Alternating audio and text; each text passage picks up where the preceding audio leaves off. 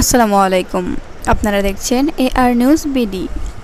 চ্যানেলটি সাবস্ক্রাইব করুন এবং লাইক কমেন্ট শেয়ার করে পাশে থাকুন। শাহ আমানতে 2,44,00,000 টাকার বিদেশি মুদ্রা সহ যাত্রী আটক। বিস্তারিত জানতে চ্যানেলটির সাথে থাকুন। চট্টগ্রামের শাহ আমানত আন্তর্জাতিক বিমানবন্দরে বৈদেশিক মুদ্রা সহ দুবাইগামী এক যাত্রীকে আটক করা হয়েছে। বৃহস্পতিবার দুপুরে বিমানবন্দরের পরিচালক গ্রুপ ক্যাপ্টেন শেখ আবদুল্লাহ আলমগীর এই তথ্য নিশ্চিত করেছেন।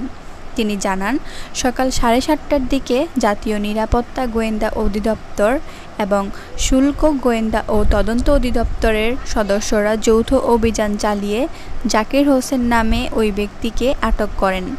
তিনি শাহজালাল বিমানবন্দর থেকে দুবাইগামী US বাংলা এয়ারলাইন্সের BS 343 ফ্লাইটে উঠেছিলেন।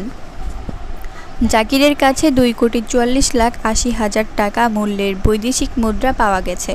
প্রায় 2,31,00,000 টাকা মূল্যের 7,70,000 সৌদি রিয়াল এবং প্রায় 13,80,000 টাকা মূল্যের 46,000 সংযুক্ত আরব আমিরাত দিরহাম উদ্ধার করা হয়।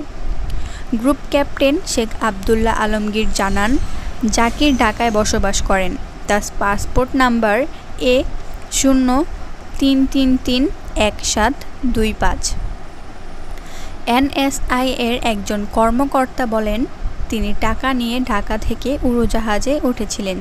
তথ্যের ভিত্তিতে ফ্লাইটটি চট্টগ্রামে নামার পরে আমরা তাকে খুঁজে বের করি। পরে তার ব্যাগে নগদ অর্থ পাওয়া যায়। তার পাসপোর্ট যাচাই করে আমরা জানতে পেরেছি তিনি হুন্ডি লেনদেনের জন্য প্রায়ই মধ্যপ্রাচ্যের দেশগুলোতে যাতায়াত করতেন, যোগ করেন তিনি।